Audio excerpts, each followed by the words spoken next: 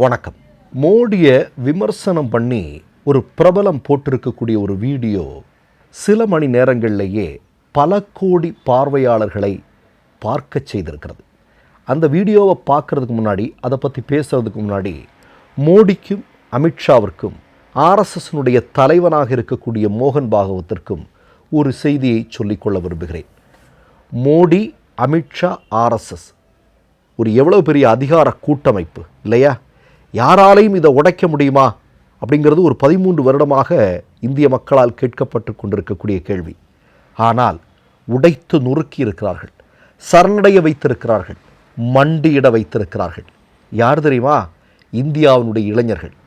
Cockroach Janata அமைப்பை சார்ந்த இடதுசாரி சிந்தனை உள்ள மாணவர்களுடைய கூட்டமைப்பெல்லாம் இணைந்து மோடியை மண்டியிட வைத்திருக்கிறார்கள். ஆர்எஸ்எஸ்ஸை வேறறுத்திருக்கிறார்கள். அதெல்லாம் நமக்கு நல்லா தெரியும். இதில் நாம் சொல்ல வந்தது அதுவல்ல. மோடியையும் அமித்ஷாவையும் ஆர்எஸ்எஸ்ஸையும் மண்டியிட வைத்த இளைஞர்களில் பெரும்பாலானவர்களுக்கு வாக்களிக்கக்கூடிய உரிமை இல்லை. அவர்கள் 17 வயதுக்குள்ளானவர்கள். பெரும்பாலானவர்கள் போராட்டத்தில் இன்ஸ்டாகிராம் வழியாகவும் சமூக ஊடகங்களின் வழியாகவும் நேரடியாகவும் கலந்து கொண்டவர்களில் பெரும்பாலான மாணவர்களுக்கு, இளைஞர்களுக்கு வாக்களிக்கும் உரிமை இல்லை. அப்படிப்பட்ட இளைஞர்கள்தான் மோடியை, அமித்ஷாவை மண்டியிட வைத்திருக்கிறார்கள். இதை நான் எதற்காக சொல்கிறேன்னா, இந்தியாவினுடைய ஒரு பிரபலமான திரைக்கலைஞன் பிரகாஷ்ராஜ், நமக்கு எல்லாருக்கும் நல்லா தெரியும். கடந்த 13 வருடங்களாக இந்த அளவிற்கு ஆர்எஸ்எஸ்ஸை தோலுரித்து காட்டக்கூடிய, துணிச்சலோடு களத்தில் நின்று போராடக்கூடிய ஒரு மகத்தான கலைஞன். சரியா? அவர் நேற்றைய தினம் ஒரு வீடியோ வெளியிட்டிருக்கிறார். அந்த வீடியோவை முதல்ல நீங்க பார்த்துருங்க. Dear friends, Satyam, I want to share a joke with you. I am one of the 65 lakh voters whose vote right has been deleted from Bangalore constituency after SIR. Nice joke, no? I was born in this constituency. I lived in this constituency. I had my schooling, college, theatre. And for your kind information, I was an MP candidate of this constituency too. Well, the joke is nice. Game on. Let me see what is the process I have to go through. क्या क्या कागज दिखाना पड़ेगा to get back my voter ID. Well, game on. But one little word.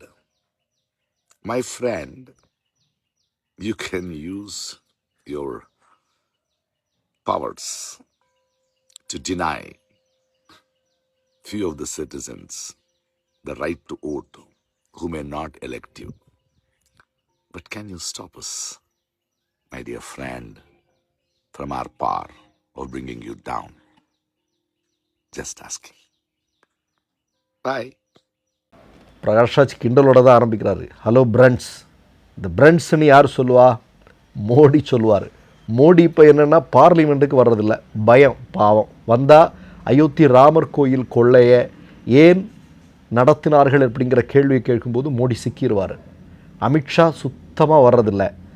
ஏன் இந்தியாவினுடைய, இந்த நாட்டினுடைய பிள்ளைகளின் மீது பெலட் குண்டுகளை வீசினீர்கள் இல்லையா? ஏன் அவர்களின் மீது வன்முறையை தூவினீர்கள்? இந்த கேள்வியெல்லாம் கேட்க வேண்டி வரும். அதனால் மோடியும் அமித்ஷாவும் பதுங்கி கொண்டிருக்கிறார்கள்.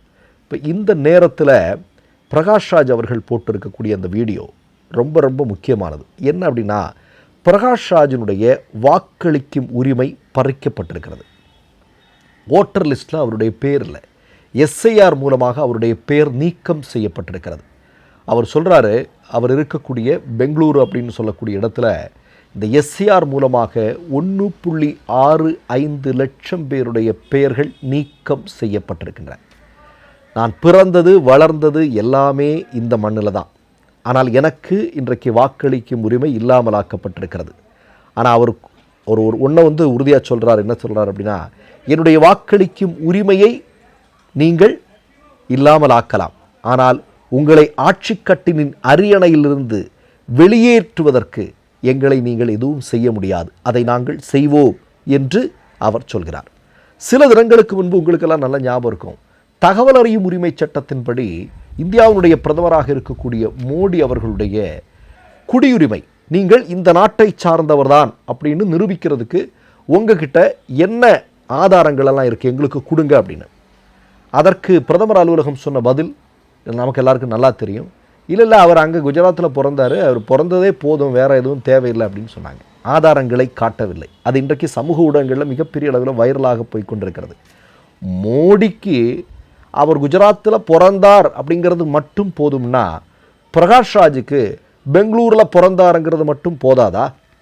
ஏன் மோடிக்கு ஒரு நியாயம், பிரகாஷ் ராஜுக்கு ஒரு நியாயமா? உங்களுடைய திட்டம் என்ன?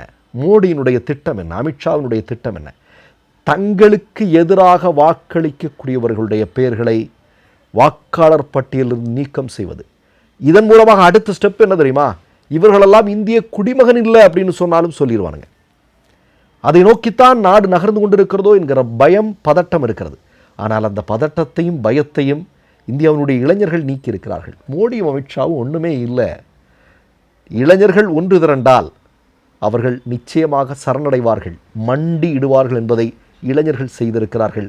அந்த இளைஞர்களை முன்னணியில் நின்று அவர்களோடு களம் கண்ட ஒரு மகத்தான கலைஞன்தான் பிரகாஷ் ராஜ். அவருடைய வாக்காளர் பட்டியலில் நீங்கள் அவருடைய பெயரை நீக்கம் பண்ணிட்டா சரி, வாக்காளர் இந்த எஸ்ஐஆர்லேருந்து அவருடைய பெயர் நீக்கம் செய்யப்பட்டிருக்கிறது. இப்போது இது தொடர்பாக தேர்தல் ஆணையம் பதில் சொல்லணும் இல்லையா? எலெக்ஷன் கமிஷன் பதில் சொல்லணும் இல்லையா? ஆனால் இந்தியாவுடைய ஒரு மிகப்பெரிய பிரபலம், அவருடைய பெயர் நீக்கம் செய்யப்பட்டிருக்கிறது, அது தொடர்பாக ஒரு வீடியோ போடுறாரு, பல கோடி மக்கள் அதற்கு ஆதரவு தெரிவிக்கிறார்கள். ஆனால் இந்த நொடி வரையிலும் தேர்தல் ஆணையம் ஏன் பிரகாஷ் ராஜினுடைய பெயரை நீக்கம் செய்தது என்பதற்கான காரணத்தை சொல்லவில்லை. வழக்கம் போல கள்ள மௌனம் காத்து கொண்டிருக்கிறார்கள். சிஏன்னு ஒன்று கொண்டு வந்தாங்க, நம்மளுக்கெல்லாம் நல்லா ஞாபகம் இருக்கும். அதில் இந்தியாவினுடைய துணை ஜனாதிபதியாக இருந்தவருடைய பெயர் நீக்கம் செய்யப்பட்டது இல்லையா? இருந்துதா இல்லையா? அதே மாதிரி நீங்கள் பார்த்தீங்கன்னா, இந்தியாவினுடைய எல்லையை காப்பதற்கு, இந்தியாவினுடைய பாதுகாப்பை உறுதி செய்வதற்காக போரிட்ட ஒரு மகத்தான வீரருடைய பெயர் நீக்கம் செய்யப்பட்டது. சொல்லிகிட்டே போகலாம். மிகப்பெரிய அரசியல் பதவிகளில் இருந்தவருடைய பெயர்களெல்லாம் நீக்கம் செய்யப்பட்டது இல்லையா? அப்போ என்ன அப்படின்னா, இவர்களுக்கு தெரியும், ஆர்எஸ்எஸ் எழுதி வைத்திருக்கிறது இவர்களுடைய சித்தாந்தத்தில், இவர்களுடைய எதிரிகள் யார்? ஒன்று இஸ்லாமியர்கள், கிறிஸ்தவர்கள், கம்யூனிஸ்டுகள் இல்லையா? இப்படிப்பட்டவர் அவங்க ஏற்கனவே அவர்களுடைய முன்னோர்கள், சனாதன தர்மத்தை ஆதரிக்கக்கூடிய முன்னோர்கள் எழுதி வைத்துவிட்டு சென்றிருக்கிறார்கள். அப்படி என்றால் திட்டமிட்டு இவர்களுடைய பெயர்களை நீக்கம் செய்யக்கூடிய வேலையை சங்க பரிவாரங்களுக்காக தேர்தல் ஆணையம் செய்து வருகிறதா என்கிற ஒரு மிக முக்கியமான கேள்வி எழுகிறது. தொடர்ந்து தேர்தலில் வெற்றி பெறுவதற்கு ஒவ்வொரு காலகட்டத்திலும் ஒரு உத்தி இல்லையா? இப்போ மேற்கு வங்கத்தில் எஸ்ஐஆர் செயல்படுத்தி அதில் நடந்தது மட்டுமல்ல, வாக்கு எந்திரங்கள் 4000 எரிக்கப்பட்டிருக்கிறது. என்னெல்லாம் செஞ்சு ஒரு கட்சி ஆட்சியில் நீடிக்க வேண்டியிருக்கு பாருங்களேன். உண்மையிலேயே மோடி அமித்ஷா தினமும் ரொம்ப கஷ்டப்பட்டுட்டு இருக்கிறாங்க.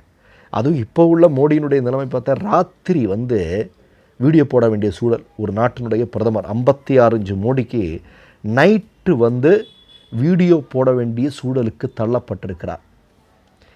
நல்லா இருக்கு இல்லையா?